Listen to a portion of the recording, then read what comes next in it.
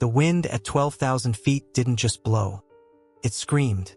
It was a physical entity, a heavy, invisible hand pressing against the north face of Silver Peak, seeking out the smallest seam in Ethan's Gore-Tex shell to insert its icy needles. Every breath was a negotiation with the altitude, the air so thin it felt like inhaling crushed glass. Ethan paused, hanging from the vertical face by the front points of his crampons and the curved pick of a single ice axe. He leaned his forehead against the cold granite, closing his eyes for a heartbeat, listening to the rhythmic thumping of his own pulse in his ears, a drumbeat warring with the gale. He was alone. That was the point. Down in the valleys, in the sprawling grid of Denver and the tourist-clogged streets of Aspen, the world was noise and chaos. Up here, in the dead zone of the Colorado Rockies, the world was binary. Life or death, movement or stasis. Ethan preferred the brutal honesty of the mountain. He was a man who had spent the last decade mapping the unmappable, finding routes up rock faces that geologists deemed unstable and other climbers deemed suicidal. But today wasn't about a record. It was about silence. He opened his eyes, the world narrowing down to the next 3 feet of ice. The sun was a pale, heatless disk behind a veil of cirrus clouds, casting a flat, diffuse light that made depth perception treacherous. He checked his anchor. A camming unit jammed into a fracture in the rock and gave the rope a sharp tug. Solid. He wiped the rime ice from his goggles and looked up.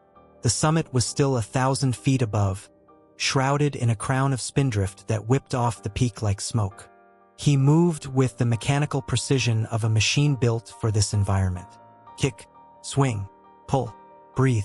The rhythm was hypnotic.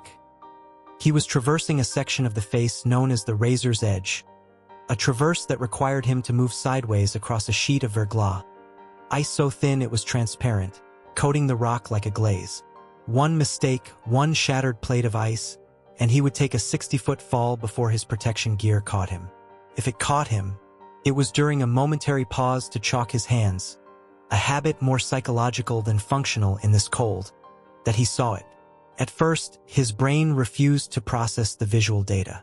In a world composed entirely of grayscale, black rock, white snow, gray sky, color was an intruder. But there it was, a flash of vibrant, unnatural crimson, stark and shocking against the monochromatic expanse. It was located about 50 yards to his left, tucked beneath a jagged overhang of slate that jutted out from the mountain's ribs like a broken tooth. Ethan squinted. It wasn't a rock formation. It wasn't lichen. The geometry was too soft, too organic. It looked like fabric. A climber? He scanned the route. No one climbed the north face in late October. The season was over. The freeze-thaw cycles made the rock unpredictable, a bowling alley of falling debris. If someone was up here, they were either incredibly skilled or incredibly lost. "Hello?" he shouted. The wind snatched the word from his lips and tore it to shreds before it traveled 10 feet. There was no movement. The red patch remained static, half buried in a drift of wind-packed snow. A knot of unease tightened in Ethan's stomach, colder than the ice against his cheek. The climber's code was absolute. You investigate. You help. You don't walk away. He adjusted his trajectory, abandoning his vertical ascent to traverse toward the overhang. The climbing here was technical and rotten. The rock crumbled under his boots, sending showers of pebbles clattering into the void below. He moved slower now, his senses heightened, the adrenaline of the climb replaced by a darker, heavier dread. As he drew closer, the red shape resolved into clarity. It was a parka, a high-end North Face expedition jacket, the kind you bought at REI for a small fortune. But it wasn't worn by a climber hanging from a belay station. The figure was sitting.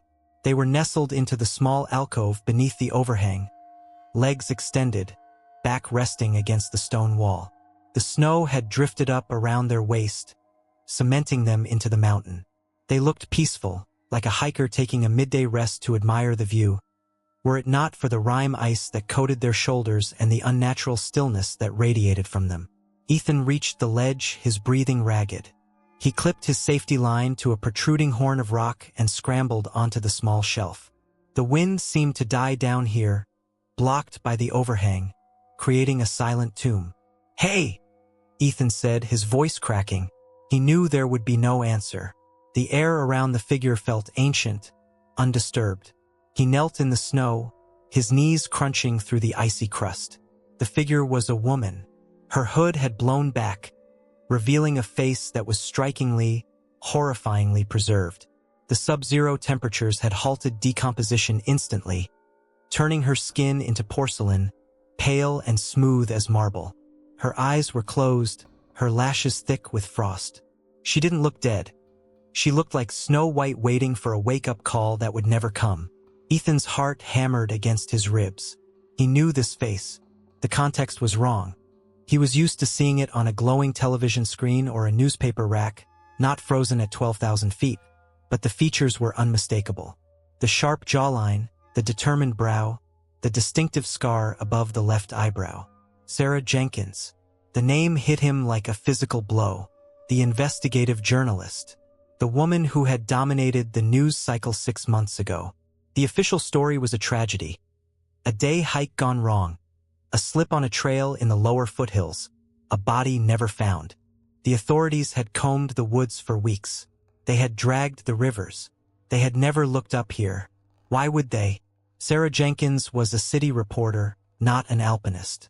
Ethan looked at her gear. She was wearing sturdy hiking boots, but they were meant for trails, not vertical ice. No crampons, no harness, no helmet. She was wearing jeans under snow pants. Jeans. The cotton would have gotten wet, frozen, and sucked the heat right out of her. This wasn't a climbing accident. You didn't accidentally wander up the north face of Silver Peak. To get here required technical gear and immense skill, or a helicopter. Ethan leaned closer, fighting the urge to recoil from the presence of death. He needed to understand. His eyes traveled down her body. The snow had preserved the geometry of her final moments. Her left leg was twisted at a grotesque angle. The tibia clearly snapped, tenting the fabric of her pants. A compound fracture. She hadn't walked here. She had fallen from above or been dropped. He gently brushed the snow from her chest. Her hands were clasped tightly over her stomach, not in a posture of warmth, but of protection. She was clutching something. Ethan hesitated.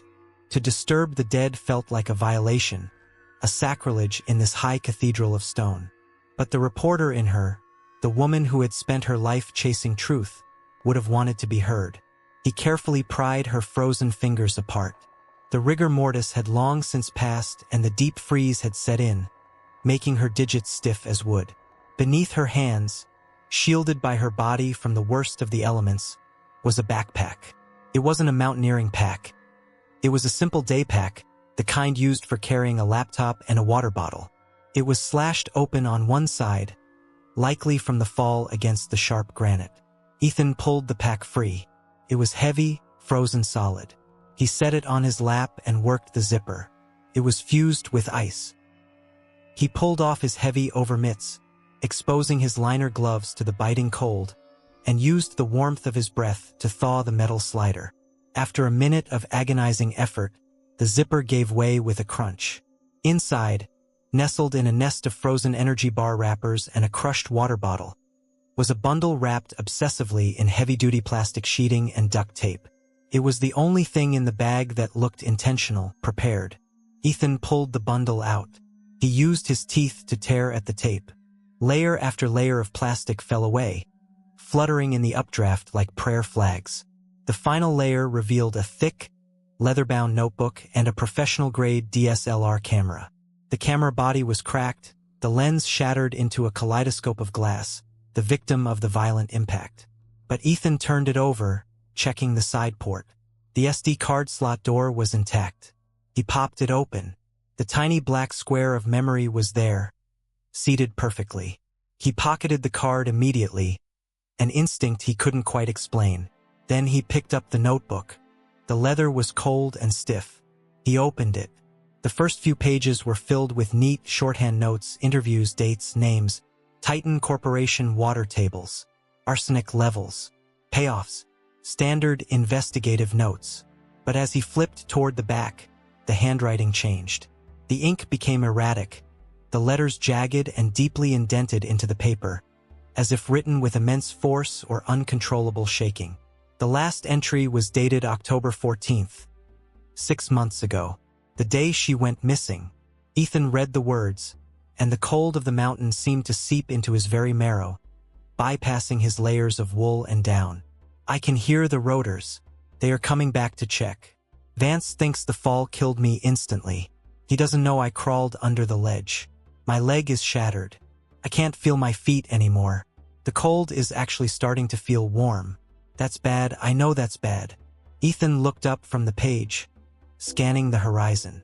The sky was empty, but suddenly the silence felt heavy, pregnant with a threat he couldn't see. He looked back at the text. They didn't just dump the waste. They buried the town's future. I have the photos, the pipeline bypass, the erosion charts. Vance was there. He pushed me. I looked him in the eye as I fell. If you are reading this, I am already gone. But the camera remembers. Don't trust the sheriff. Don't trust Miller. Take this to the FBI. Take this to... The writing trailed off into a scrawl of unintelligible lines, the pen running off the edge of the page as consciousness faded. Ethan closed the book. The snap of the cover sounded like a gunshot in the thin air. He wasn't just holding a diary. He was holding a murder weapon and a confession wrapped in one. Sarah Jenkins hadn't died of exposure. She hadn't slipped. She had been executed, and the mountain had been used as the disposal site. A sound cut through the whistling wind. At first, Ethan thought it was a rockfall, the deep bass rumble of stone grinding on stone. But the rhythm was too constant, too mechanical. Thwup, thwup, thwup, thwup. He froze, his head snapping up. The sound was coming from the valley floor, rising fast. He scrambled to the edge of the overhang and peered over. Far below, against the backdrop of the dark pines, a black shape was rising like a hornet from a nest. It was a helicopter, sleek, matte black, devoid of registration numbers or news markings. It wasn't a rescue bird. Rescue choppers were bright orange or red. They came with sirens and lights.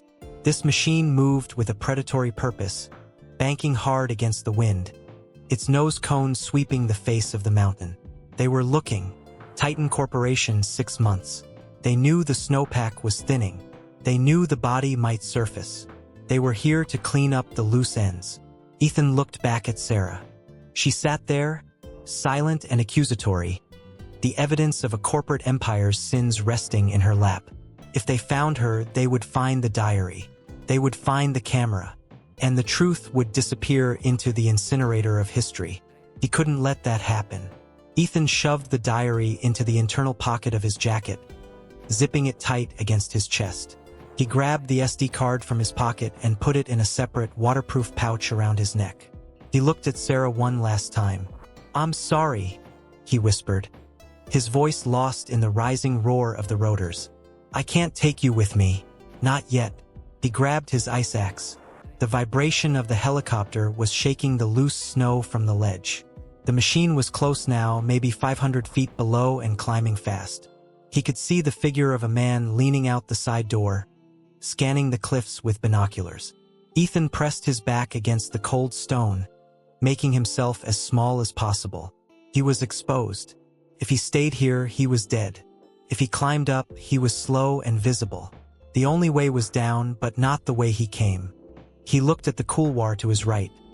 A steep, terrifying chute of ice and loose rock that cut through the mountain like a scar. It was a suicide run, a place where avalanches were born. But it was the only shadow deep enough to hide him. The helicopter crested the ridge below him. The wash from the rotors hit Ethan, blasting him with a hurricane of ice crystals.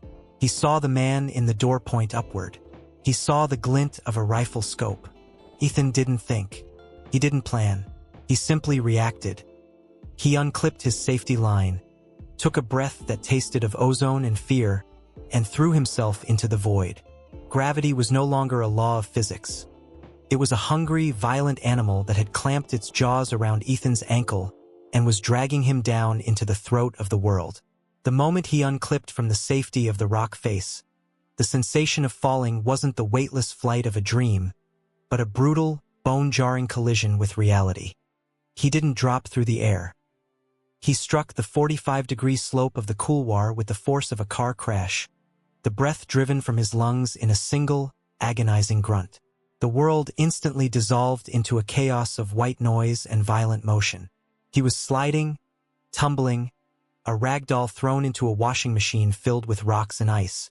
The sky and the ground swapped places in a nauseating strobe effect. Instinct, drilled into him through years of high-altitude survival, screamed over the panic. Arrest! Arrest! Arrest! Ethan slammed the pick of his ice axe into the slope. It didn't bite. The surface was hard-packed wind slab, smooth as concrete.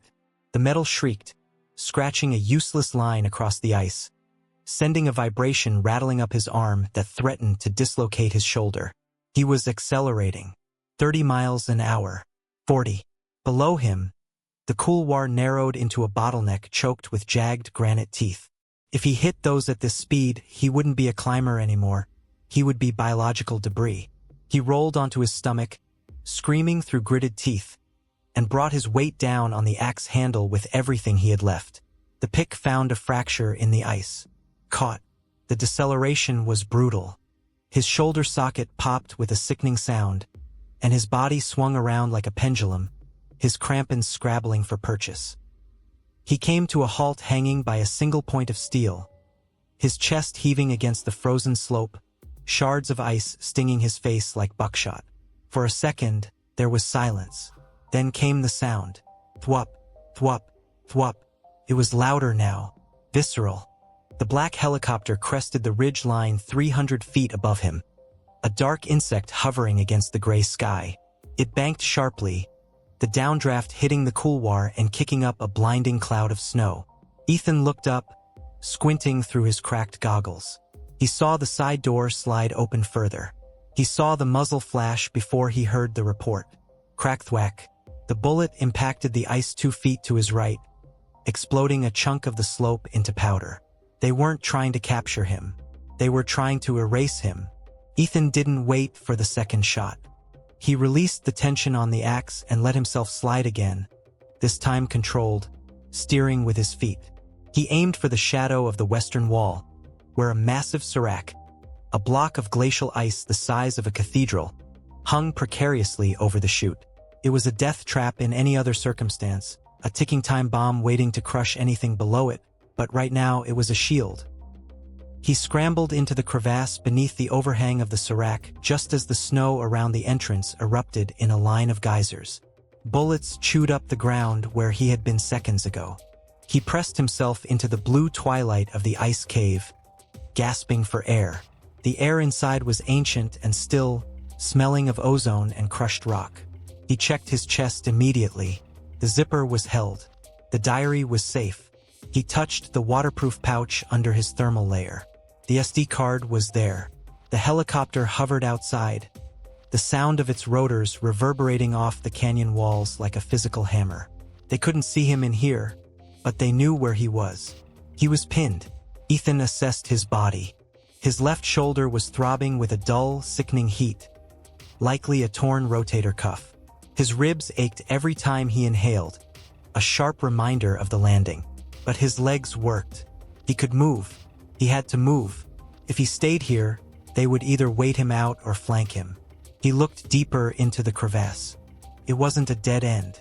The fracture in the ice wound deeper into the mountain, narrowing into a dark throat. It was a gamble. It could lead to a subterranean drop-off, or it could connect to the lower drainage system of the glacier.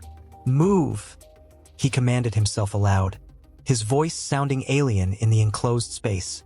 He squeezed through the gap, the ice pressing against his chest and back, claustrophobia clawing at the edges of his mind.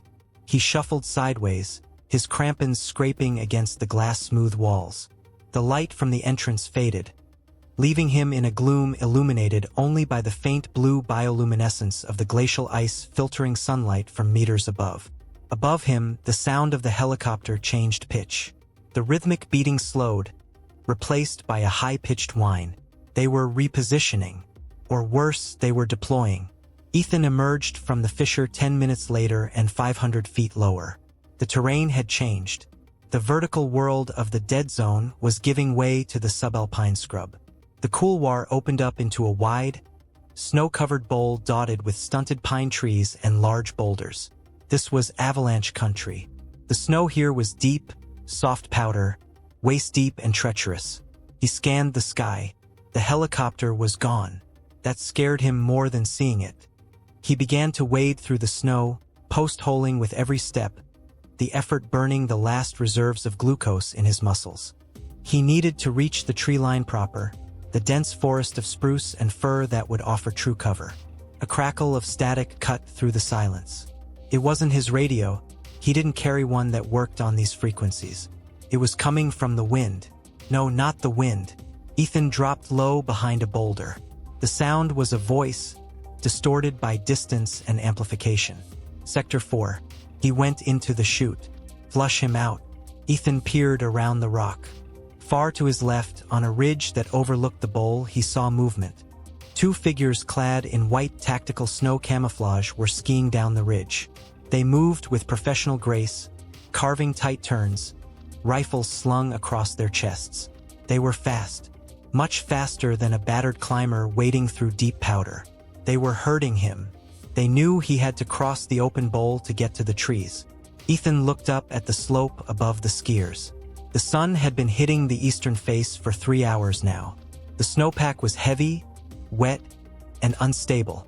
It was a loaded gun waiting for a trigger. He looked at the skiers, then at the slope, then at his own position. He was on the edge of the run-out zone. If he triggered it, he might survive. If he didn't, they would shoot him in the back before he reached the trees. Ethan didn't have explosives. He didn't have a gun. But he knew the mountain. He knew its voice.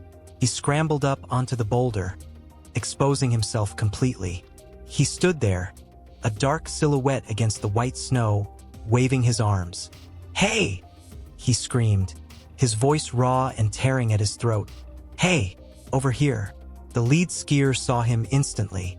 He skidded to a halt, dropping to one knee and raising his rifle. Ethan didn't duck. Instead, he unclipped his heavy climbing pack, 50 pounds of rope, hardware, and survival gear, and swung it around his head.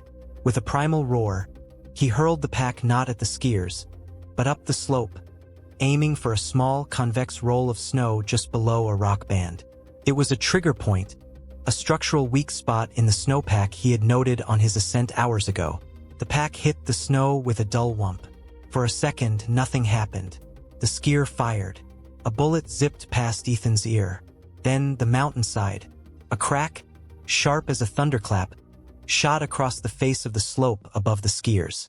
It looked like a zipper opening on a white dress. A slab of snow, 3 feet deep and 100 yards wide, detached itself from the mountain. "Slide!" Ethan screamed, though no one could hear him.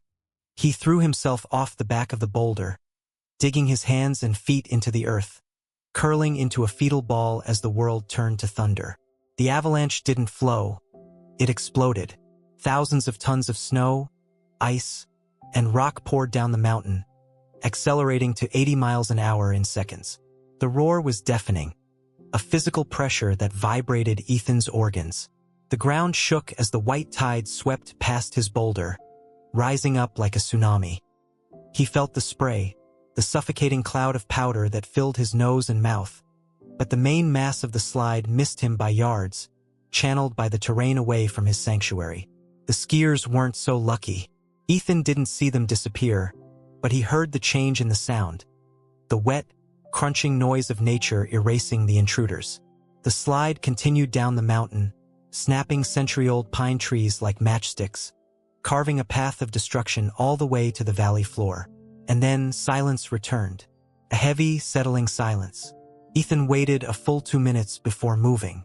He coughed, spitting out snow, and dragged himself up. The bowl was gone.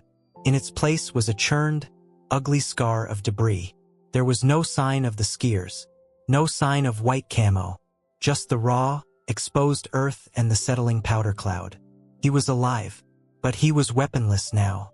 His pack, with his rope, his extra layers, his water, and his food, was gone, buried under 20 feet of concrete hard snow. All he had was the diary in his jacket, the card around his neck, the ice axe in his hand, and the clothes on his back. And the sun was setting. Ethan stumbled toward the tree line. The adrenaline was fading, leaving behind a cold, hollow ache in his bones. The temperature was dropping fast. Without his extra layers, hypothermia wasn't a possibility. It was a schedule. He reached the first line of trees, the dark spruce offering a canopy against the sky. He leaned against a rough trunk, his legs trembling uncontrollably. He needed to think. The helicopter would be back. The avalanche would draw attention. They would assume he was buried, but Vance wasn't the type to assume. He would send a ground crew to probe the debris. Ethan had a head start, maybe an hour, maybe two. He checked his location. He was about 3 miles from the trailhead where he had parked his truck. 3 miles of dense forest, uneven terrain, and deep snow. In the summer, it was a trail run. In the winter, at night, injured and exhausted, it was a death march. He pushed off the tree and began to walk. 1 foot in front of the other. Sarah, he thought. Keep moving for Sarah. The forest was dark, the shadows stretching long and distorted across the snow. Every snapping twig sounded like a footstep. Every gust of wind sounded like a rotor blade. Ethan moved like a ghost, sticking to the densest parts of the brush, avoiding the open trails. He had walked for an hour when the pain in his ankle flared from a dull ache to a sharp, blinding agony. He must have twisted it in the slide or the jump.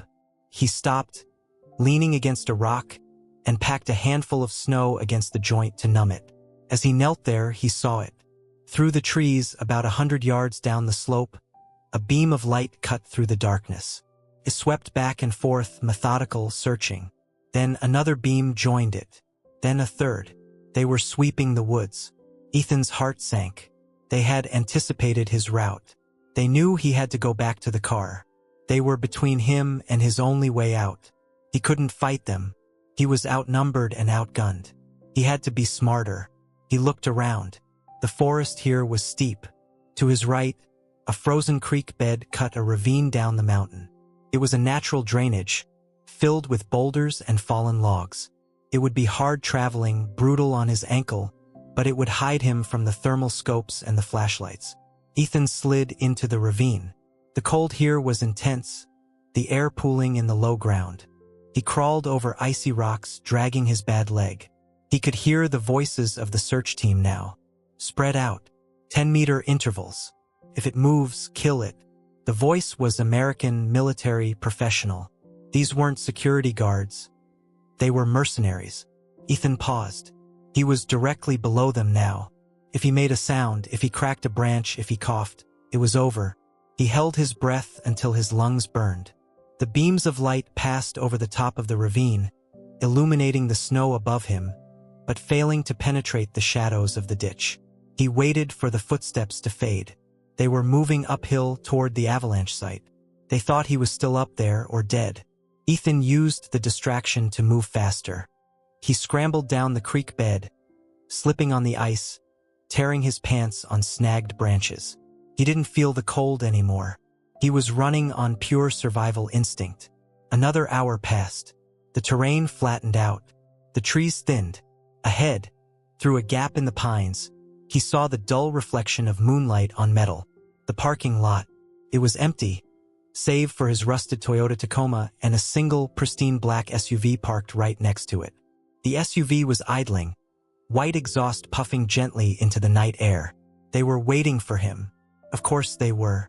Ethan crouched in the brush, watching. There was one man in the driver's seat of the SUV, the glow of a phone screen illuminating his face. The other searchers were up the mountain. Ethan looked at his truck.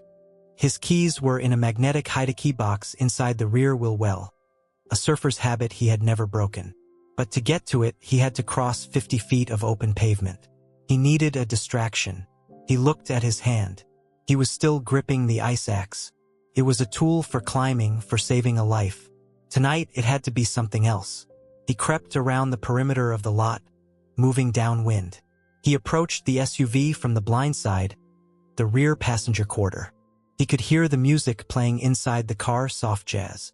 It was absurdly civilized. Ethan moved to the rear tire of the SUV. He positioned the pick of his axe against the sidewall of the tire. He took a breath, timed it with the bass note of the music, and drove the pick home. The hiss of escaping air was loud, but not loud enough to alert the driver over the engine and the music. Ethan twisted the axe, widening the hole, then pulled it free. The tire began to sag immediately. He moved back into the shadows and picked up a fist-sized rock. He hurled it into the woods on the opposite side of the parking lot. Crash. The brake lights of the SUV flared red. The driver's door opened. A man stepped out, a pistol in his hand, looking toward the noise. "Hello?" The man called out. "Marco, is that you?" The man walked toward the edge of the woods, gun raised, stepping away from the vehicles. Ethan didn't hesitate. He broke from cover, sprinting, limping, toward his truck. The pain in his ankle was a white-hot lance, but he ignored it. He reached the rear wheel well, his fingers fumbling for the magnetic box. Got it. He pulled the key out. "Hey!" The shout came from behind him. The driver had turned around. Ethan dove for the driver's side door of his Tacoma. A gunshot shattered the side mirror, sending glass spraying into his face. Ethan jammed the key into the ignition. The old engine coughed, whined, and then roared to life with a rattle of loose valves. Another shot punched a hole through the tailgate. Ethan threw the truck into gear and stomped on the gas. The Tacoma fishtailed on the icy asphalt, tires spinning, then caught traction. He swung the truck around, headlights sweeping across the lot, blinding the gunman who was now running toward him. Ethan didn't aim for the exit. He aimed for the SUV. He swerved at the last second, clipping the rear bumper of the black vehicle, sending it spinning into a snowbank, blocking the gunman's line of fire. Then he hit the exit road. The truck bounced violently over the potholes, picking up speed. Ethan checked the rearview mirror. The gunman was standing in the middle of the lot, phone to his ear. He wasn't shooting anymore. He was calling in the wolves. Ethan wiped the blood from his cheek with a trembling hand. He reached into his jacket and touched the diary. "We're off the mountain, Sarah," he whispered to the empty passenger seat. But as he looked at the gas gauge, his heart stopped. The needle was hovering just above empty. He had meant to fill up before the climb, but had forgotten. He had maybe 20 miles of range.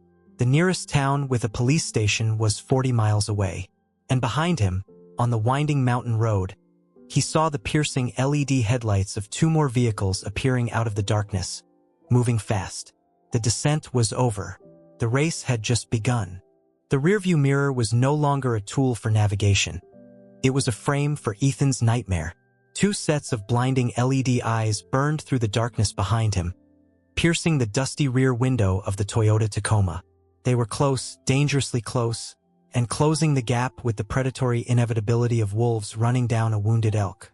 The interior of the truck cab was a strobe-lit cage, flashing with the intermittent glare of high beams as the pursuit vehicles bounced over the frost-heaved asphalt of Highway 550. Ethan gripped the steering wheel with hands that felt like blocks of wood. The vibration of the washboard road traveled up his arms, rattling his injured shoulder with every bump, sending spikes of nausea rolling through his gut. The heater was blasting, but it couldn't touch the bone-deep chill that had settled into him after the avalanche. He glanced at the dashboard. The orange fuel light stared back, unblinking, a silent countdown to a dead stop. The needle was buried below the E. He knew this truck. He knew its quirks. When the light came on, he had maybe 20 miles on flat ground. On a mountain pass, climbing steep grades with the pedal mashed to the floor, maybe 10. And he had burned half of that just getting out of the valley floor. The road ahead was a ribbon of black ice and asphalt, winding along the edge of the Uncompahgre Gorge. This was the $1 Million Highway, famous for its views, infamous for its lack of guardrails. To his left was a sheer rock face. To his right, a 1,000-foot drop into a pitch-black abyss. One mistake, one patch of black ice, and gravity would finish the job Titan Corp had started. The lead SUV surged forward. It was a heavy, armored beast, likely a customized Suburban. It didn't care about the ice. It slammed into the rear bumper of the Tacoma. Crunch. The impact snapped Ethan's head back against the headrest. The lightweight truck fishtailed violently, the rear tires breaking traction. The abyss yawned on the right. Ethan didn't hit the brakes. Braking on ice was suicide. He steered into the skid, feathering the gas, his heart hammering against his ribs like a trapped bird. The tires bit, held, and the truck straightened out, but the momentum was lost. They were toying with him.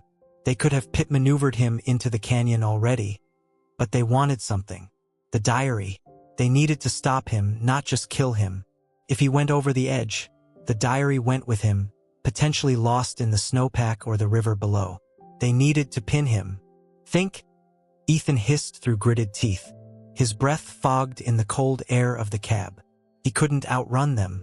The Tacoma was 20 years old, rust-eaten, and powered by a 4-cylinder engine that was screaming in protest. The SUVs were supercharged monsters. He couldn't outdrive them on the straights. His only advantage was the road itself. He knew every curve, every dip, every camber of this pass. He had driven it in blizzards, in rainstorms, in the dead of night for a decade. Ahead, the road began the steep ascent toward Red Mountain Pass. A series of switchbacks coiled up the mountain like a snake. This was it. The gauntlet.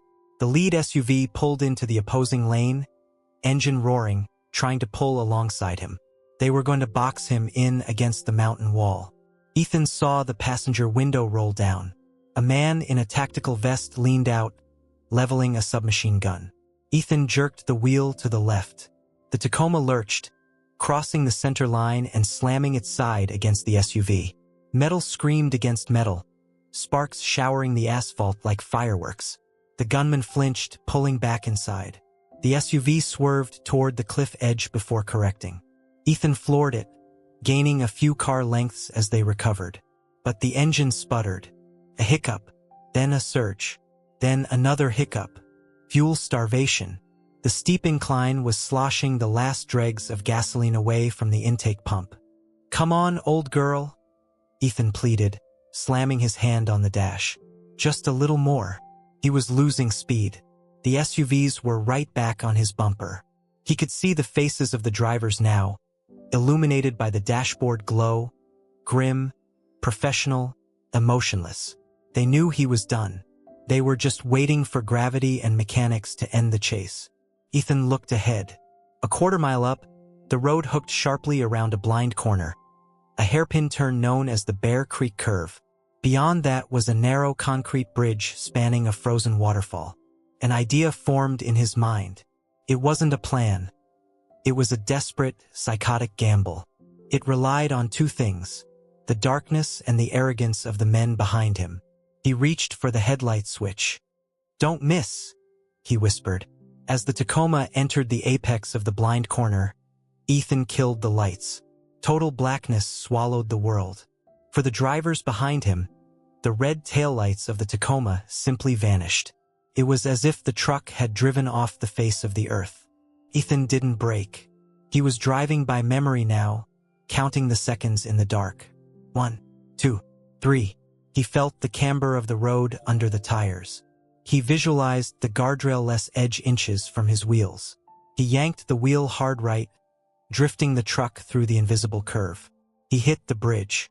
The sound of the tires changed from the hum of asphalt to the hollow drum of concrete. He slammed on the brakes. The truck skidded to a halt in the middle of the narrow bridge, blocking both lanes. Ethan didn't wait. He grabbed the ice axe from the passenger seat.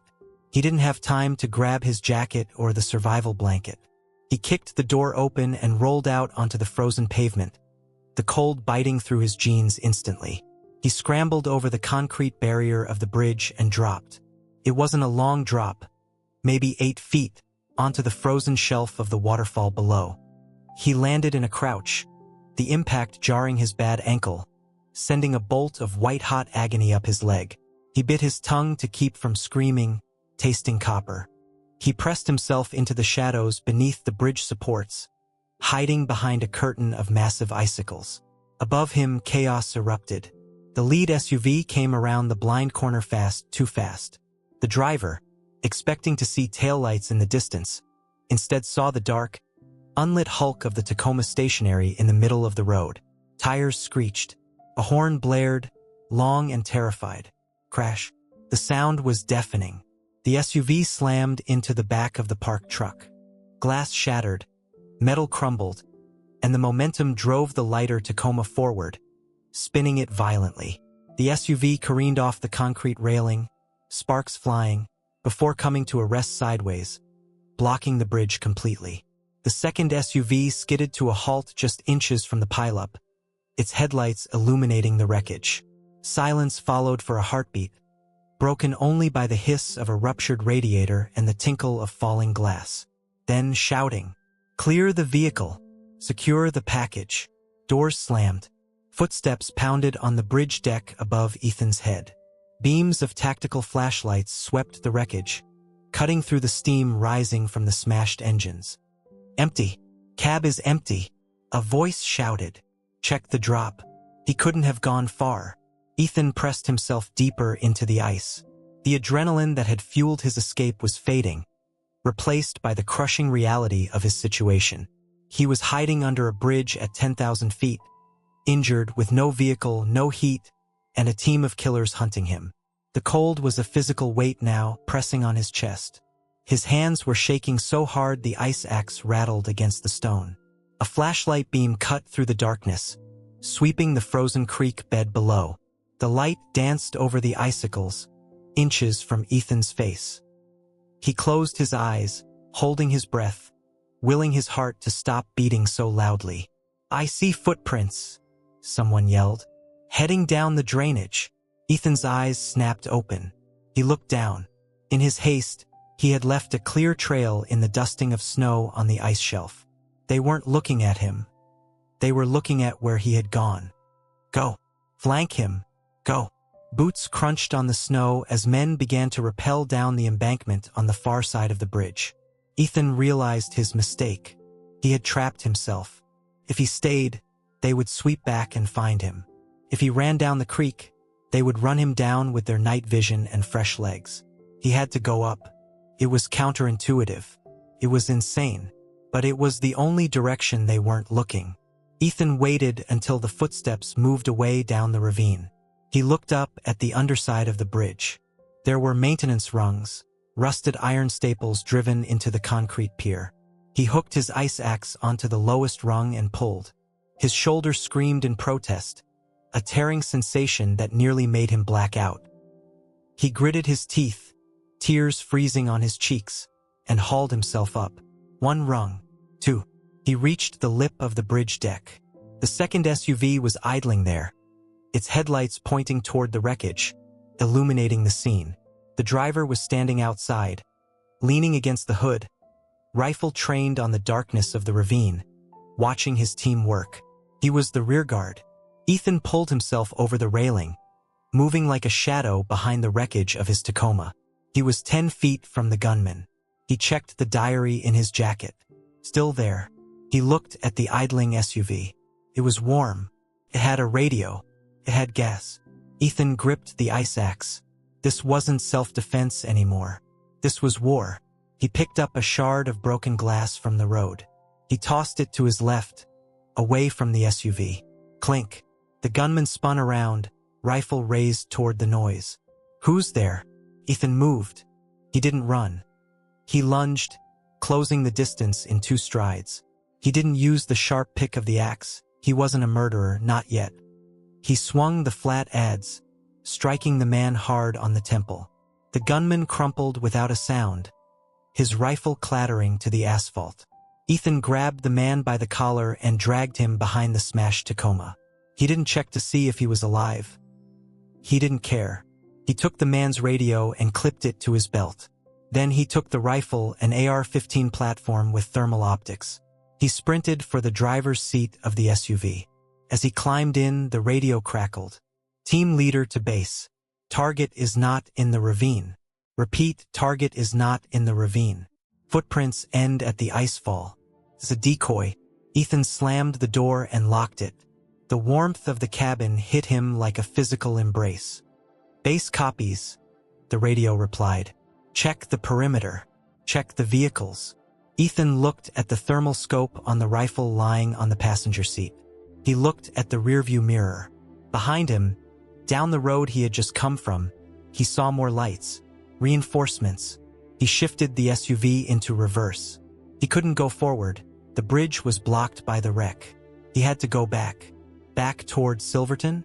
No, they would be waiting. He spun the SUV around, tires squealing. "Hey, the truck!" A voice screamed from the ravine below. Bullets sparked off the rear windshield as Ethan floored the accelerator. The armored glass held, spiderwebbing but not shattering. He drove back down the pass, his mind racing. He had a stolen vehicle, a weapon, and momentary warmth. But he was trapped in a box. Titan Corp owned this road now. They would have a roadblock set up at the bottom of the pass within minutes. And he couldn't go over the top because of the wreck. He was stuck in the middle of the mountain, sandwiched between two closing jaws. Ethan glanced at the GPS screen on the dashboard. It showed the winding snake of Highway 550. But it also showed something else. A thin, dotted line branching off about 2 miles down. The old Yankee Boy Basin Mine Road. It wasn't a road. In winter, it was a death sentence. It was an unplowed, rugged track that led deep into the high backcountry, winding up toward 13,000 feet before dead-ending at the abandoned mines. It didn't lead to safety. It led to the roof of the world.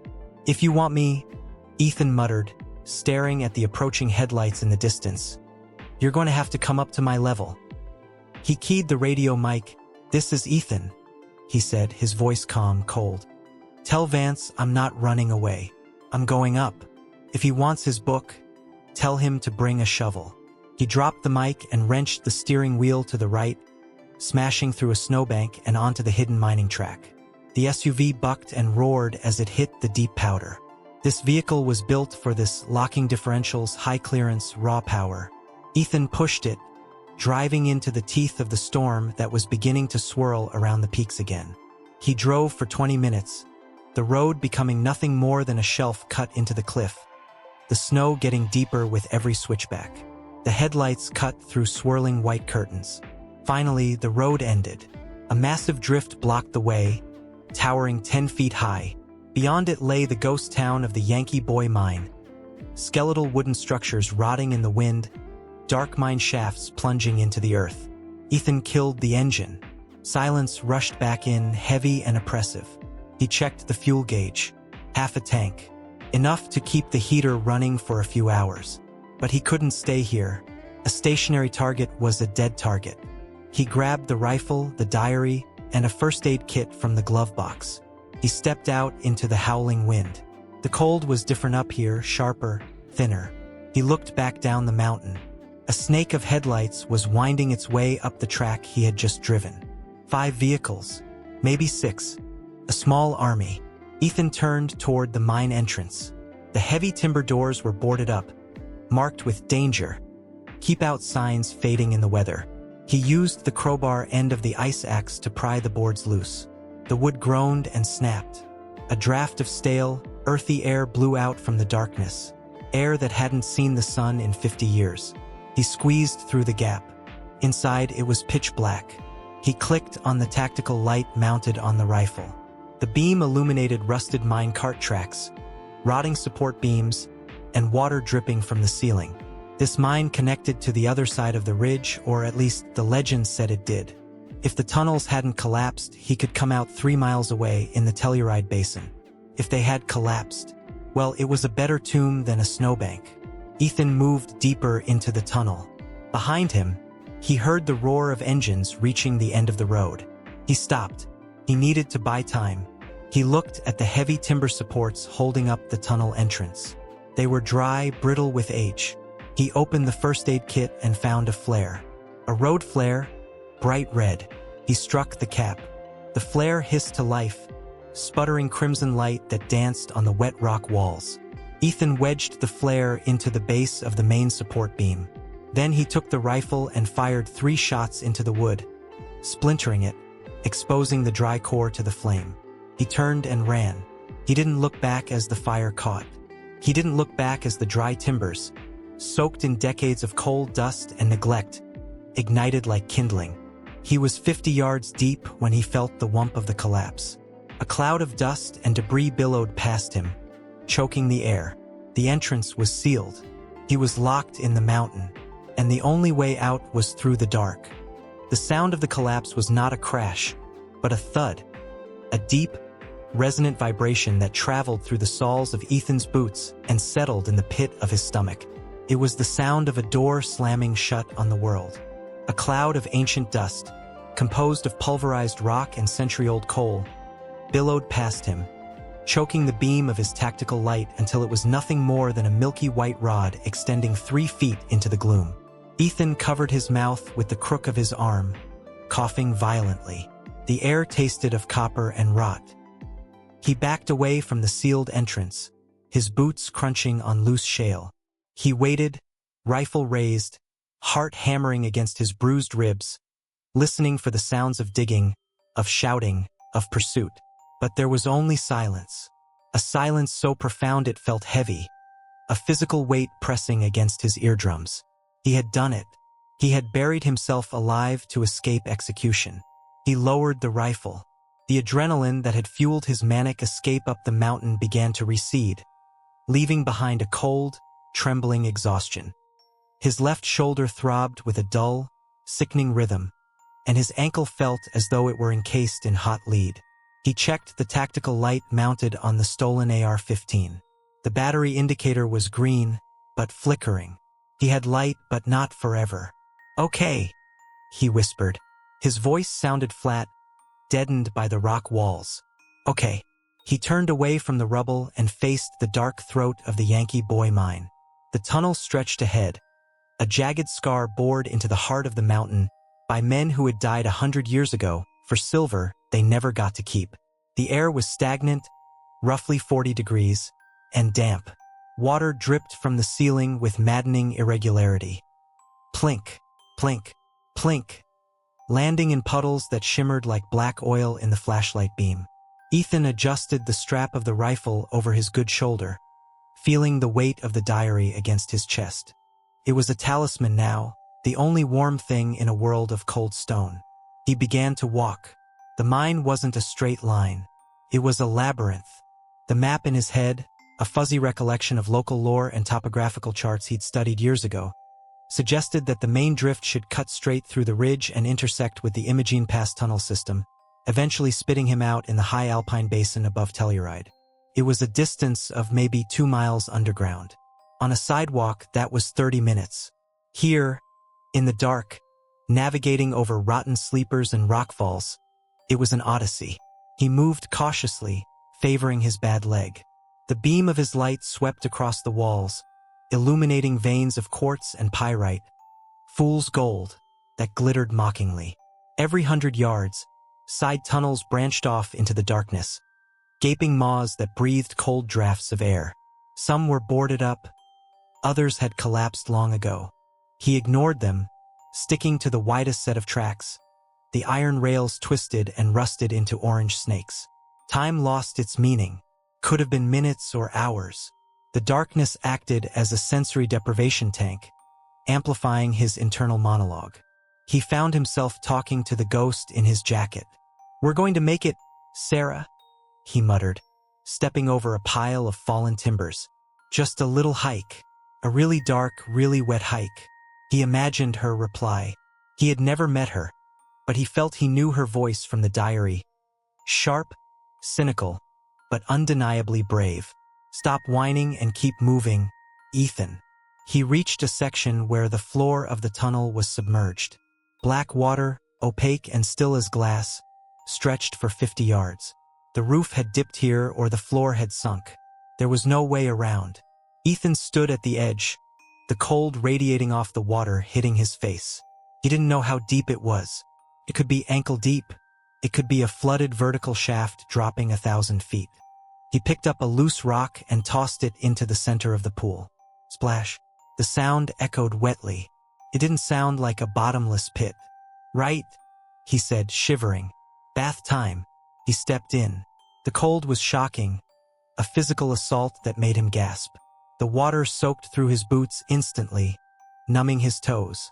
It rose to his shins, then his knees, then his thighs. It was freezing, liquid ice that sucked the heat from his body with terrifying efficiency. He held the rifle and the diary high above his head, wading forward. His feet slipped on slime-covered rails hidden beneath the surface. Every step was a gamble. If he tripped, if he went under, the hypothermia would set in within minutes. He focused on the far wall, on the dry rock awaiting him. 1 step, 2 steps. Don't think about the cold. Think about the fire. He thought about the cabin he rented in Ouray, the wood stove, the bottle of bourbon on the counter. He thought about the heat of the sun on the sandstone towers of Utah. He used the memories as fuel, burning them to keep his legs moving. When he finally scrambled up onto the dry bank on the other side, he was shaking so violently he nearly dropped the rifle. He collapsed against the wall, his teeth chattering like castanets. He couldn't feel his feet. They were just heavy, wooden blocks attached to his ankles. He needed to move to generate heat. Resting was dying. He forced himself up and limped deeper into the mine. The tunnel began to climb upward now, the gradient steepening. This was good. It meant he was heading toward the ventilation levels, toward the surface. Then the tunnel ended. Ethan stopped, shining the light back and forth. The track simply ran into a wall of rock. No, not a wall, a massive cave-in. Tons of granite and shale blocked the passage, ceiling to floor. No, he breathed. No, no, no. He clawed at the rocks, looking for a gap, a crawl space. Nothing. It was sealed tight. Panic, cold and sharp, spiked in his chest. He spun around, shining the light frantically. Had he missed a turn? Was this a dead end? Had he walked 2 miles into a tomb? The beam of light caught something to his left. A vertical wooden structure, rotting and covered in white mold. A ladder. It led up into a narrow vertical shaft. A raise used by miners to follow a vein of or upward to a higher level. Ethan looked up the shaft. It was narrow, barely wide enough for a man's shoulders, and choked with cobwebs. The ladder rungs were rusted iron staples driven into the rock, spaced 2 feet apart. He couldn't see the top. It was the only way. He slung the rifle across his back, tightening the strap so it wouldn't swing. He tested the first rung with his good hand. It held, though a shower of rust flakes rained down on his face. Don't look down, he told himself. He began to climb. It was agony. His left shoulder was useless for pulling. He had to hook his elbow over the rungs to secure himself while he pushed with his legs. His bad ankle screamed with every upward thrust. He was climbing one-handed, dragging his broken body up a chimney of stone. 10 feet, 20, 50. The shaft seemed endless. The air grew thinner, dustier. His breath came in ragged, sobbing gasps. His good arm was burning, the muscles trembling with fatigue. Crack. The rung under his right boot gave way. The metal snapped with a sharp report. Ethan dropped. He fell 3 feet, his stomach lurching into his throat. His left elbow, hooked over a rung above, slammed into the iron, wrenching the injured joint.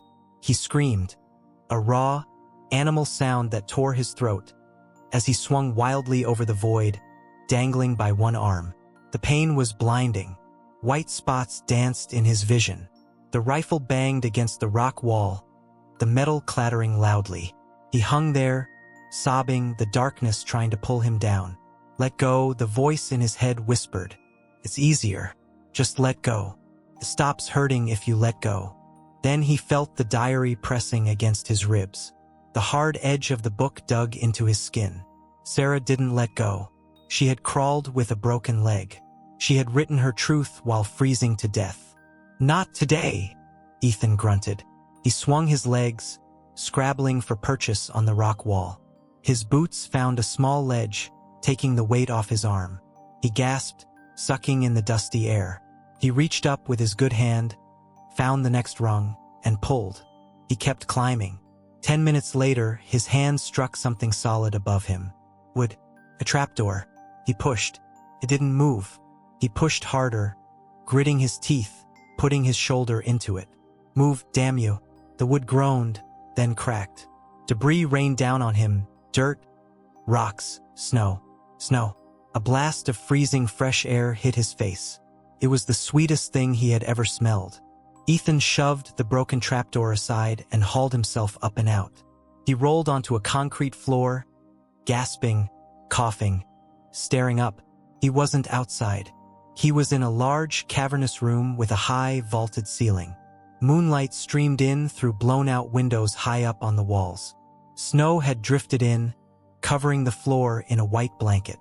Massive, rusted machinery, hoists, gears, crushers loomed in the shadows like sleeping dinosaurs. He was in the mill, the Yankee Boy processing plant. He had come up through the chute. Ethan lay on the concrete, staring at the moon. He was out of the mine. He was on the other side of the ridge, high above the tree line. He sat up, wincing. He checked the rifle. The scope was knocked askew, useless for precision, but the action still cycled.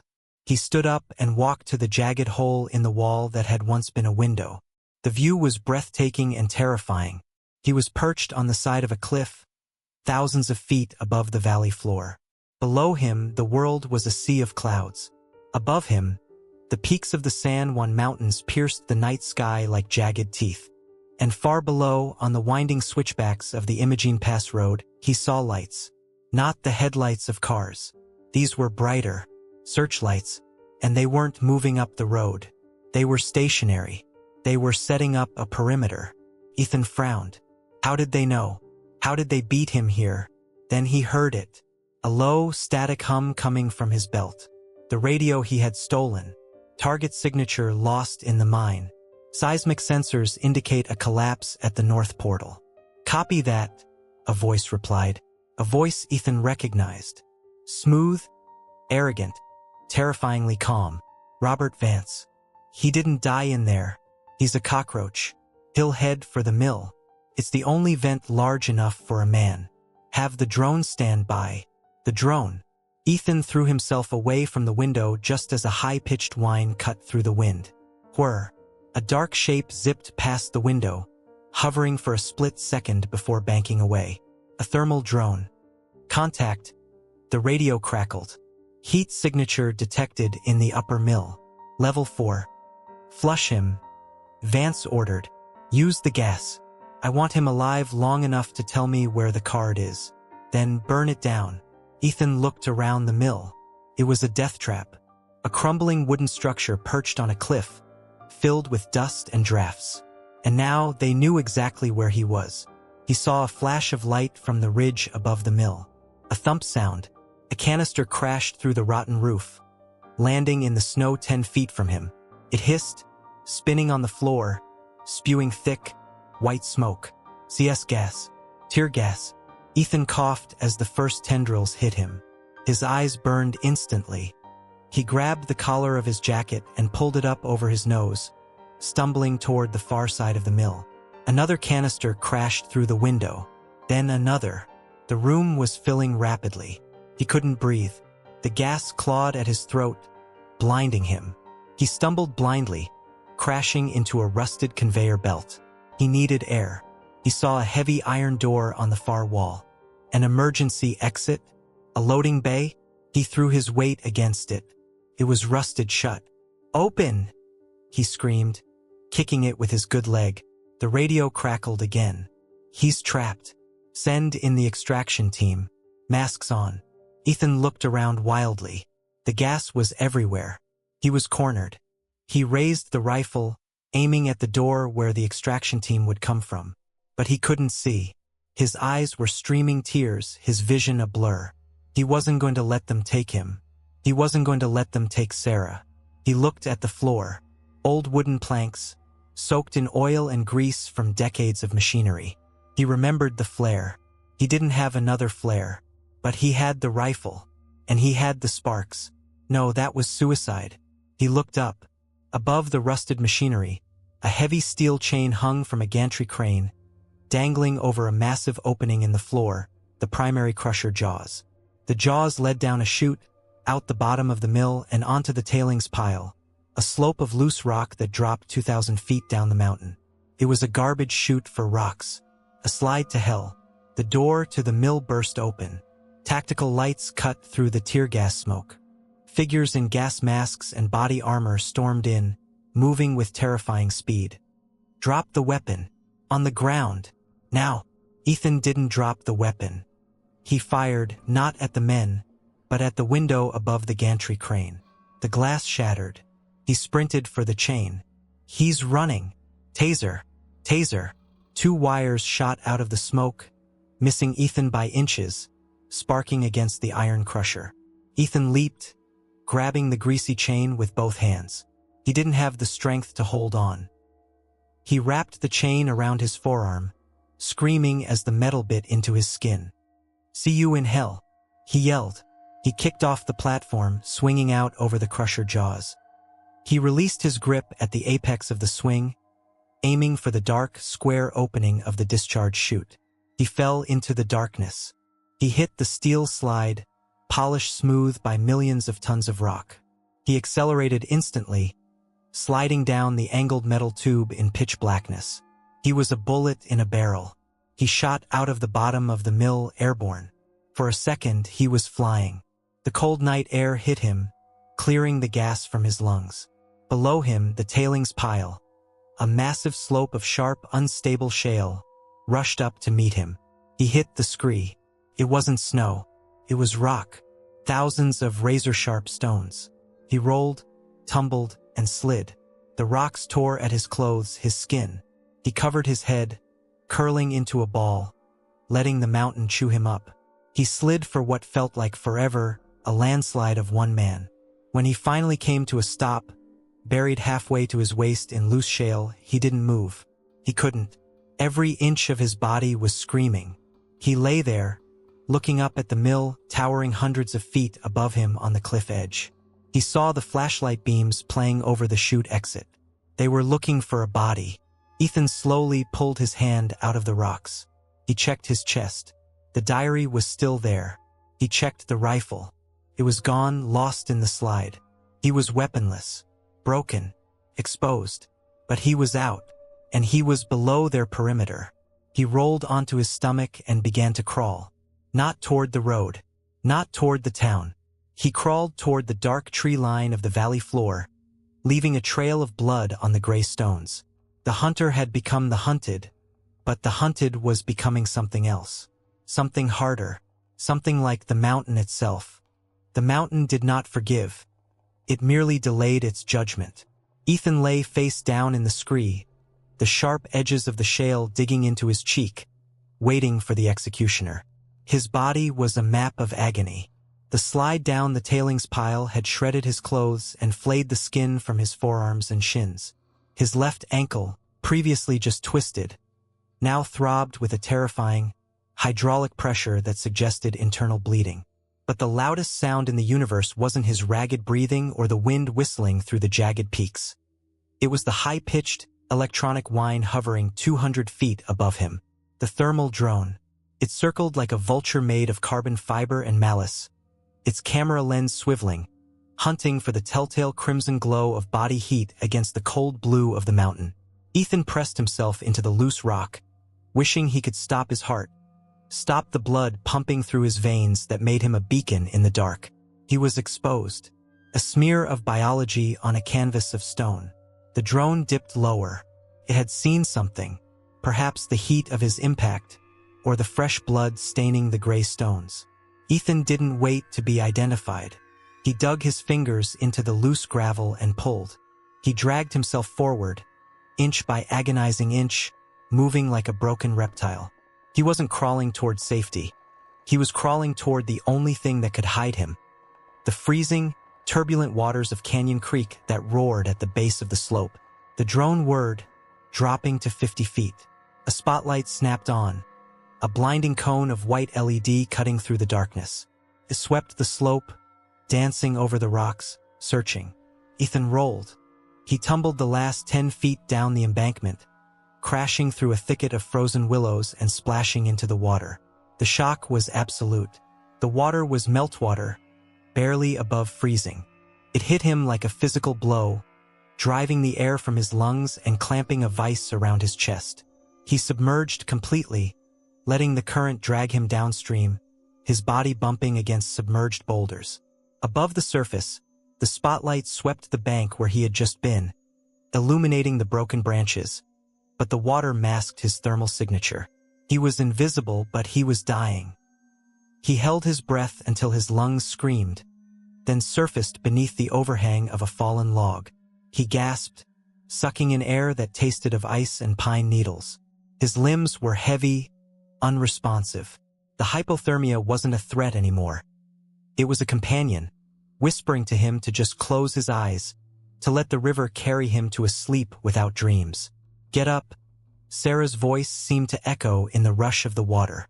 "You didn't come this far to drown in a ditch."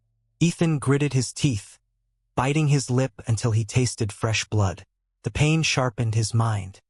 He grabbed a root protruding from the muddy bank and hauled himself out of the water. He collapsed onto the snow-covered moss, shivering so violently his teeth clicked together like dice in a cup. He checked his chest, the waterproof bag, the diary. It was still there, a hard lump against his ribs. He forced himself to stand. His legs felt like stilts made of glass. He was in the deep forest now, the canopy of ancient spruce trees blocking out the moon. He had to keep moving. Motion created heat. Heat meant life. He stumbled forward, no longer caring about noise. He crashed through the undergrowth, his mind narrowing to a singular objective. Silverton. The town was 5 miles south. He couldn't walk 5 miles. Not like this. He needed shelter. He needed warmth. He walked for 20 minutes, a zombie marching through a winter wasteland. Then he smelled it. Wood smoke. It was faint, snatched away by the wind, but it was unmistakable. He turned into the wind, following the scent like a starving wolf. Through the trees he saw a shape. A cabin. It was small, an A-frame structure with a steep metal roof to shed the snow. A single window glowed with a dim yellow light. A snowmobile sat parked out front, covered in a tarp. Ethan approached the cabin, staying in the shadows. He didn't know who was inside. A local? A tourist? Or one of Vance's men? He crept to the window and peered in. The interior was rustic, filled with the clutter of a winter retreat. A fire crackled in a stone hearth. Sitting in a leather armchair, facing away from the window, was a figure. A man slumped over. Sleeping? Ethan moved to the door. It was locked. He looked at the snowmobile. If he could hotwire it. No, his hands were too numb. He couldn't manipulate wires. He needed keys. He tried the door handle again. Locked. He leaned his forehead against the rough wood. He was fading. The darkness at the edges of his vision was creeping inward. He had no choice. He raised his fist and pounded on the door. "Help!" he croaked. "Please." Silence from inside. Then movement. The figure in the chair stood up. The door opened. Ethan fell forward, catching himself on the doorframe. The man standing there was old, weathered, with a beard like steel wool and eyes that had seen too many hard winters. He held a double-barreled shotgun, broken open over his arm, unthreatening but ready. "Jesus, son," the old man said, looking at the soaking wet, bloodied apparition on his doorstep. "You look like you fell out of a meat grinder." "Accident," Ethan rasped, the lie clumsy on his frozen tongue. "Climbing accident. Need phone." The old man didn't ask questions. He reached out, grabbing Ethan by his good shoulder and hauling him inside. The warmth of the cabin hit Ethan like a sledgehammer, dizzying and overwhelming. "Sit," the man commanded, kicking a wooden chair toward the fire. "Phone's dead. Lines went down in the storm 2 days ago. No cell service in this hollow." Ethan slumped into the chair. The heat from the fire began to thaw his frozen clothes, sending steam rising from his jacket. The pain of the thaw was worse than the freezing. The returning sensation was a million needles pricking his skin. The old man disappeared into a back room and returned with a wool blanket and a bottle of whiskey. He draped the blanket over Ethan and shoved the bottle into his hand. "Drink. It'll thin the blood, but it'll start the heart." Ethan took a swig. The alcohol burned all the way down, a liquid fire that jump-started his system. He looked at the old man. "I need a car," Ethan said. "I need to get to town." To the sheriff. The old man looked at him, eyes narrowing. He saw the bruises, the specific nature of the injuries. He saw the tactical radio clipped to Ethan's belt, the one he had stolen from the bridge. "That don't look like a climbing radio, son," the old man said softly. "And climbing accidents usually don't have gunshot wounds." He pointed to Ethan's thigh. Ethan looked down. He hadn't even realized it. A graze. A bullet must have clipped him during the escape from the bridge. The fabric of his jeans was torn, crusted with dark blood. Ethan looked up, meeting the old man's gaze. He was too tired to lie. He reached into his jacket and pulled out the diary. He set it on the small wooden table between them. "It's not an accident," Ethan said. "They killed a woman, Sarah Jenkins. The reporter. I found her. They're trying to kill me to get this back." The old man stared at the book. He knew the name. Everyone in Colorado knew the name. He looked back at Ethan, assessing the desperation in his eyes. "Titan Corp?" the old man asked. It was a guess, but in this part of the world, Titan was the only power big enough to bury a murder. Ethan nodded. The old man sighed. He walked to the window, peering out into the darkness. "I worked for them in the 70s, in the Silver Bell mine. They didn't care about men then, and they don't care now." He turned back, snapping the shotgun closed with a menacing click. "My truck's battery is dead, but the sled runs. It's an Arctic cat. Fast. Give me the keys," Ethan said, trying to stand. "Sit down," the old man barked. "You can't ride like that. You'll bleed out before you hit the highway." He went to a cabinet and pulled out a first aid kit, an old metal box with a red cross. "I was a medic in Danong. Let me patch that leg. Then you take the sled." Ethan didn't argue. He couldn't. He let the old man cut away the denim. The hands were rough but efficient. Antiseptic. Gauze. Pressure. The pain was white-hot. But Ethan focused on the fire, on the flames dancing in the hearth. Suddenly, the radio on Ethan's belt crackled to life. "Unit 4 to base. We have tracks entering the structure at Grid 7. A cabin. Smoke from the chimney." Ethan froze. The old man stopped wrapping the bandage. "Base copies." Vance's voice cut through the static, smooth and deadly. "No witnesses. Burn it." The old man looked at the radio, then at the window. "Grid 7. That's me." "They're here," Ethan whispered. He grabbed the diary. "You have to go. Get out the back." The old man spat on the floor. "This is my house. I built it." He walked to the wall and pulled a box of shells from a shelf. "How many?" "I don't know," Ethan said. "A lot. They have thermal, body armor." "Well," the old man said, loading the shotgun. "They don't have an invitation." Crash. The front window exploded inward. A canister of tear gas clattered across the wooden floor, spinning and hissing. "Down." Ethan tackled the old man, dragging him behind the heavy oak sofa just as the room began to fill with white smoke. "Out the back." Ethan yelled, coughing. "The sled." They scrambled toward the rear door, staying low. The old man kicked the door open. The cold night air rushed in, swirling with the smoke. A red laser dot appeared on the old man's chest. Ethan shoved him hard. Thwip thwip. 2 suppressed shots hit the doorframe where the old man had stood a second before. "Go left," Ethan screamed. "Into the trees. Take the keys." The old man threw a set of keys at Ethan. They flashed in the moonlight and landed in the snow. Ethan dove for them. Another bullet kicked up snow inches from his face. He grabbed the keys and rolled behind the woodpile. He looked back. The old man wasn't running. He was kneeling behind a stump, the double-barreled shotgun raised. "Go on, boy," the old man shouted. "Make 'em pay." Boom! The shotgun roared, a twin flash of muzzle blast lighting up the night. A scream from the darkness. The old man had hit one. Ethan didn't waste the sacrifice. He sprinted for the snowmobile. He ripped the tarp off. He jammed the key into the ignition. "Please start. Please." He turned the key. The engine coughed, sputtered, and died. "Come on," Ethan screamed, slamming his fist on the cowl. Bullets were hitting the cabin now, chipping away the wood.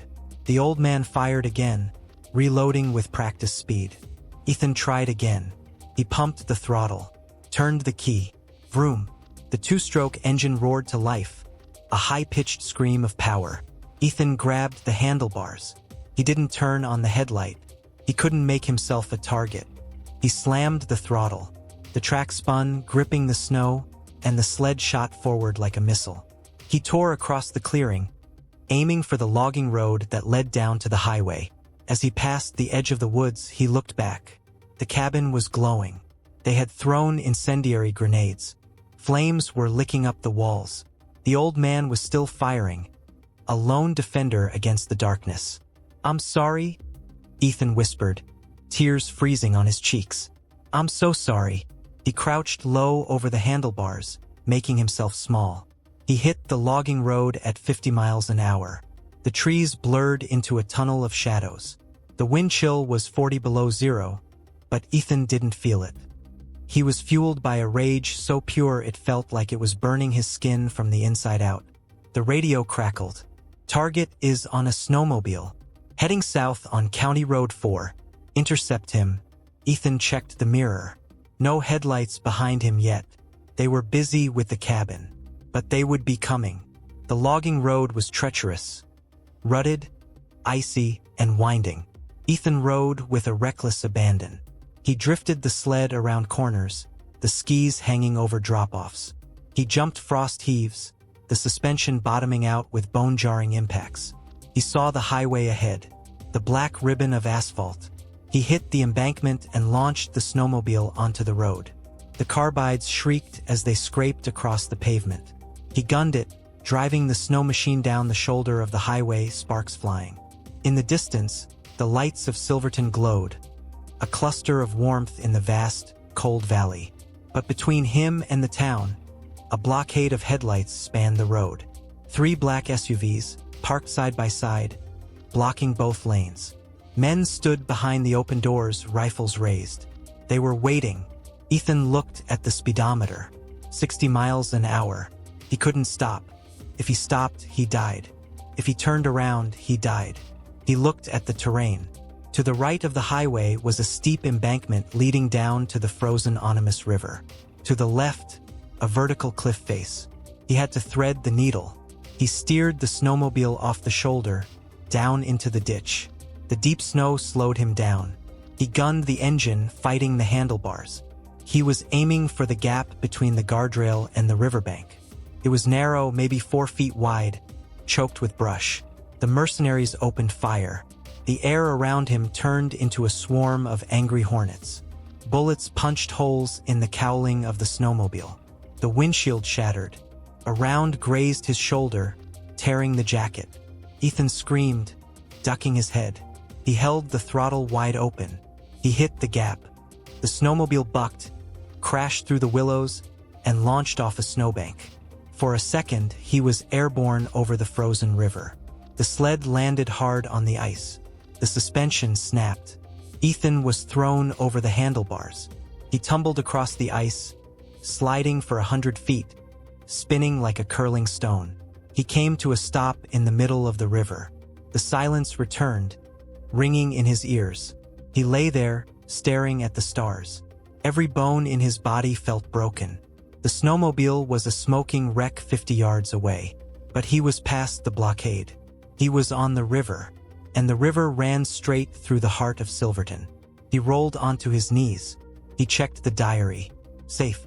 He stood up. He couldn't run anymore. He could barely walk. He began to limp down the frozen river, a solitary figure in the moonlight.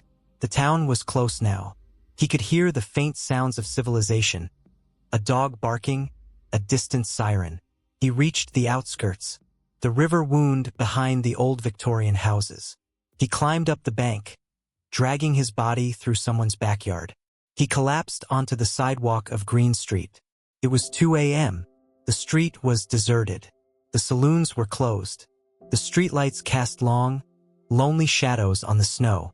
Ethan looked down the street. 3 blocks away, the sheriff's department. A brick building with a flag flying out front. He started to walk. He was leaving a trail of blood drops on the pristine snow. Car turned the corner. A sheriff's cruiser. Ethan waved his arm, his knees buckling. The cruiser slowed, the spotlight hitting him. "Freeze! Put your hands up." Ethan didn't put his hands up. He fell to his knees, clutching the diary to his chest. The deputy stepped out of the car, hand on his gun. He approached cautiously. "Sir, are you okay?" Ethan looked up. His face was a mask of dried blood and soot. His eyes were wild. "Not safe," Ethan whispered. "Miller. Don't trust Miller." The deputy frowned. "Sheriff Miller? What are you talking about?" Before Ethan could answer, another vehicle screeched around the corner. A black SUV. The deputy spun around. "Hey, back off. This is a crime scene." The SUV didn't stop. It accelerated, heading straight for them. Ethan saw the face in the passenger window. Robert Vance.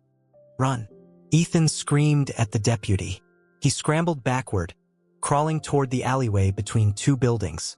The SUV slammed into the patrol car, knocking it aside like a toy. The deputy was thrown to the ground. Vance stepped out of the SUV. He was wearing an expensive wool coat, holding a pistol with a silencer. He walked calmly toward the deputy, who was reaching for his radio. But Vance shot the radio out of the deputy's hand.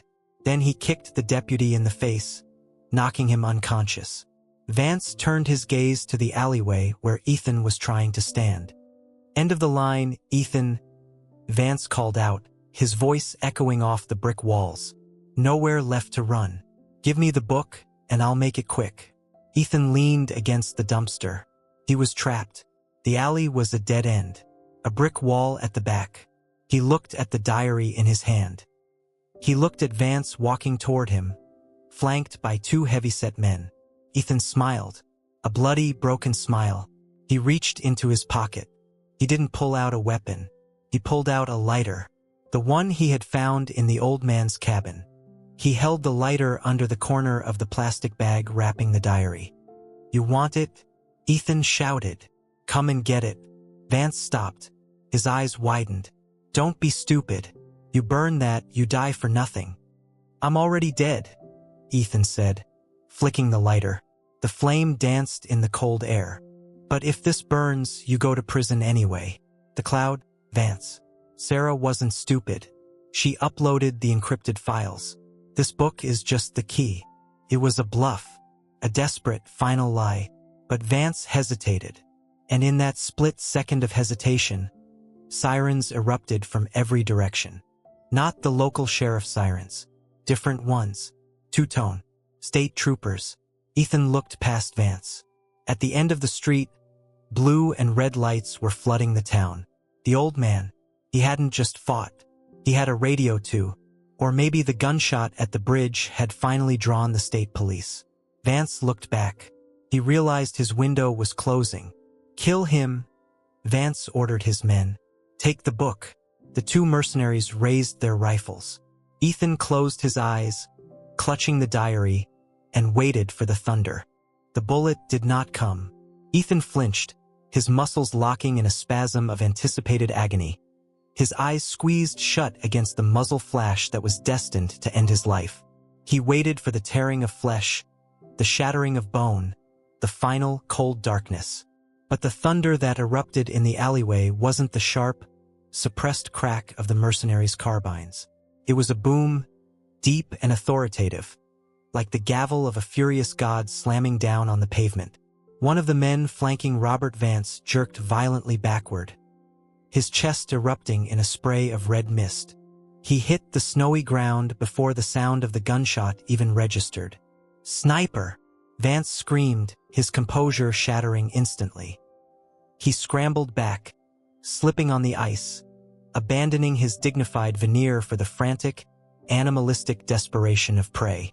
The second mercenary spun around, raising his rifle toward the rooftops, searching for the threat. Boom! The second shot was louder, closer. It struck the mercenary's weapon, shattering the receiver and sending shrapnel into his face. He dropped to his knees, screaming, clutching his ruined hands. "Police! Drop it! Drop it now!" The voice came from the end of the alley, amplified by a bullhorn. It wasn't the state troopers. It was Sheriff Miller. Ethan opened his eyes. Through the haze of pain and exhaustion, he saw the silhouette of the sheriff standing behind the open door of his cruiser. A heavy hunting rifle rested on the window frame. Behind him, the flashing red and blue lights of the state police cruisers flooded the street, a tidal wave of salvation. Vance was alone. He stood in the center of the spotlight, his expensive wool coat stained with the mud of the alley, his silenced pistol hanging uselessly at his side. He looked from the police to Ethan, his eyes wide with a mixture of disbelief and fury. He was a man who had bought senators, who had buried towns, who had bent the world to his will. He could not comprehend that it ended here, in a dirty alleyway, defeated by a broken man and a frozen book. "It's over, Vance," Miller shouted, his voice shaking with rage. "Put the gun down." Vance looked at the pistol. For a second, Ethan thought he might raise it, might choose a blaze of glory over the humiliation of a courtroom. But Robert Vance was a businessman, not a soldier. He calculated the odds, found them 0, and let the gun clatter to the icy pavement. He raised his hands. "I want a lawyer," Vance sneered, regaining a sliver of his arrogance. "And I want this man arrested for theft and corporate espionage. Get on the ground." A team of state troopers swarmed the alley, their movements precise and overwhelming. They kicked Vance's legs out from under him, slamming his face into the snow. The click of handcuffs was the sweetest sound Ethan had ever heard. Ethan didn't move. He sat slumped against the brick wall, the lighter still clutched in one hand, the diary in the other. He watched the chaos unfold as if it were a movie playing on a distant screen. The adrenaline that had sustained him for 12 hours, through the climb, the avalanche, the mine, the chase, finally evaporated, leaving behind a void that was instantly filled by a crushing, paralyzing pain. Sheriff Miller ran toward him, holstering his rifle. The older man's face was pale, etched with worry. He knelt beside Ethan, his knees crunching in the blood-stained snow. "Son," Miller said gently, reaching out to touch Ethan's shoulder. "You okay? Stay with me now."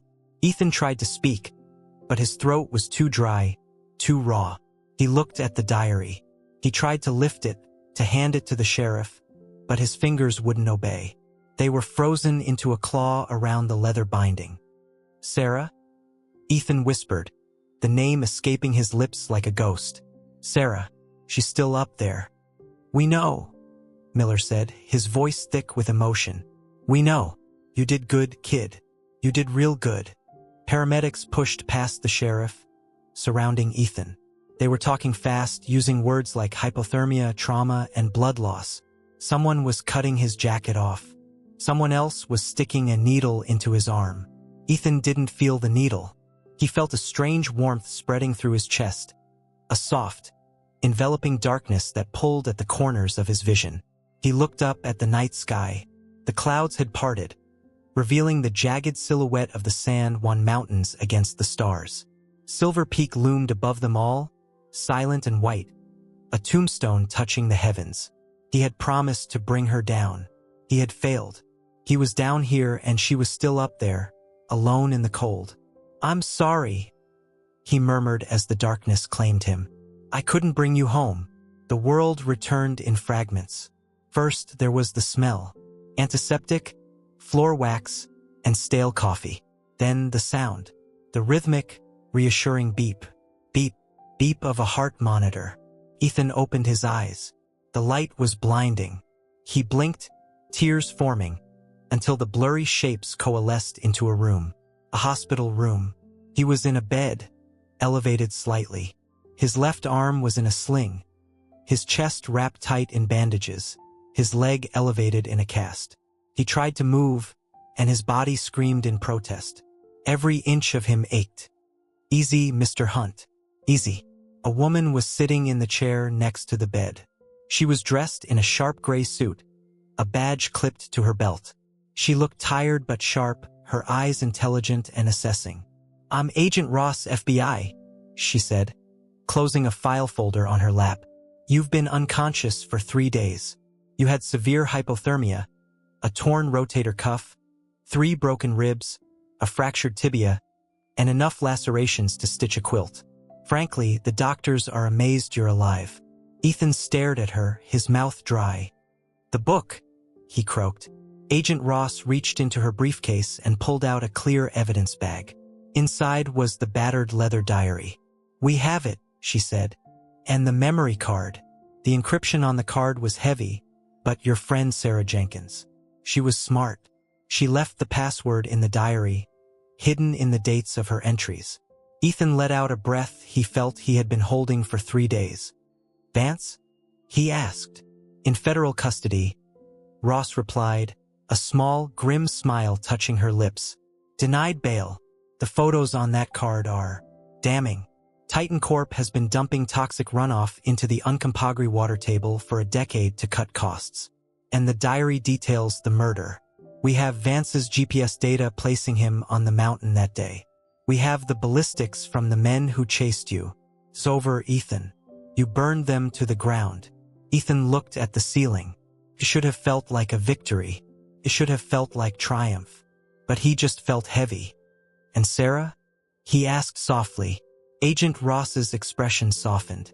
She leaned forward. Recovery teams went up yesterday, after the storm cleared. They found her, exactly where you said she was. Ethan closed his eyes. Tears leaked out, hot and stinging. He didn't wipe them away. She's coming home, Ross said quietly. Recovery was a slow, grueling season. Ethan spent 2 weeks in the hospital, followed by months of physical therapy. The media storm was relentless. Reporters camped out on the hospital lawn, dubbing him the mountaineer hero, the man who took down Titan. They wanted interviews, book deals, movie rights. Ethan refused them all. He didn't watch the news. He didn't read the papers. He stayed in his cabin in Ouray, staring at the fire, listening to the wind howl outside. He received a letter from the old man, whose name turned out to be Elias. Elias had survived the shootout with a flesh wound and had disappeared into the woods until the police arrived. Titan Corp's assets had been frozen, and a massive class action lawsuit meant Elias was going to get a new cabin. A bigger one. He thanked Ethan for the fireworks. But mostly Ethan thought about the mountain. He dreamed of the ice, of the red parka, of the frozen eyes. He felt a strange survivor's guilt, a heavy anchor in his soul. Why had he survived the fall, the avalanche, the bullet when she had died alone? Winter melted into spring. The snow receded from the lower valleys, retreating up the slopes of the Rockies. The wildflowers began to bloom, columbine and Indian paintbrush painting the meadows in purple and red. It was in late June when Ethan finally put on his suit. It was cheap and didn't fit well over his healing shoulder, but it was the only black clothing he owned. He drove to Denver. The city was loud, hot, and suffocating after months of solitude. He pulled into the cemetery, a sprawling park of green grass and gray stones under the vast Colorado sky. He found the plot easily. It was covered in flowers. Strangers had left bouquets, notes, candles. Sarah Jenkins had become a symbol, a martyr for truth. But the crowd was gone now. It was just a quiet Tuesday afternoon. Ethan limped toward the grave, leaning on a cane. He stopped at the foot of the fresh earth. The headstone was simple, elegant granite. Sarah Jenkins, 1992 to 2025, beloved daughter, fearless voice. The truth is the highest summit. Ethan stood there for a long time, the wind rustling the leaves of a nearby oak tree. He felt small. He felt like an intruder in her story. I didn't know what to say. A voice spoke from behind him. Ethan turned. An older man was standing there. He was tall, with the same sharp jawline as Sarah, but his face was softened by grief and age. He wore a dark coat and held a hat in his hands. Mr. Jenkins, Ethan said, recognizing him from the news. I didn't mean to disturb you. Disturb me? The man smiled sadly, walking closer. I've been waiting for you, Ethan. He stopped beside Ethan, looking down at his daughter's grave. I used to tell her not to climb, Mr. Jenkins said softly. Not rocks, but stories. dangerous stories. I told her some mountains aren't meant to be conquered. She would just laugh and say, "Dad, the view is better from the top." He chuckled, a dry, cracking sound. "Stubborn girl." "She was brave," Ethan said. "Braver than I was. I just ran." "She stayed. She made sure the story survived." Mr. Jenkins turned to face Ethan. He looked at the cane, at the scar on Ethan's temple. He reached out and took Ethan's hand. His grip was firm, trembling slightly. "You brought my little girl home," he said, his voice catching. "You could have walked away. You could have thrown that book in the snow and lived your life. But you didn't. You carried her burden." "I had to," Ethan said. "No." Mr. Jenkins shook his head. "You chose to. That's the difference." He reached into his pocket and pulled out something small. It was the lens cap of a camera. Sarah's camera. "The FBI returned her personal effects," he said. "The camera was broken beyond repair. But I thought you should have this." He pressed the lens cap into Ethan's hand. It was cold, scratched, a piece of plastic that had traveled through hell. "She saw the world through a lens," Mr. Jenkins whispered. "She looked for the ugly things so others could see the beautiful things." "Keep looking, Ethan. Don't stop climbing." Mr. Jenkins squeezed his shoulder one last time, then turned and walked away, disappearing into the rows of headstones, a father alone with his memories. Ethan stood alone by the grave. He looked at the lens cap in his hand. He ran his thumb over the logo. He looked up at the horizon. From here, he could see the distant peaks of the Front Range, purple and hazy in the summer heat. They didn't look like monsters anymore. They didn't look like enemies. They looked like witnesses. Ethan knelt down, wincing as his knee touched the grass. He placed his hand on the cold granite of the headstone. "You were right, Sarah," he whispered. "The view is better from the top." He stood up, the pain in his leg flaring, but manageable.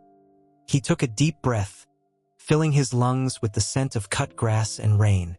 For the first time in months, the air didn't taste like fear. Tasted like tomorrow. Ethan turned and began to walk back to his truck. He walked with a limp, and he knew he would carry the scars forever. The mountain had taken a piece of him, but it had given him something in return. It had given him a reason to keep moving. He wasn't just a climber anymore. He was a witness, and the climb was far from over.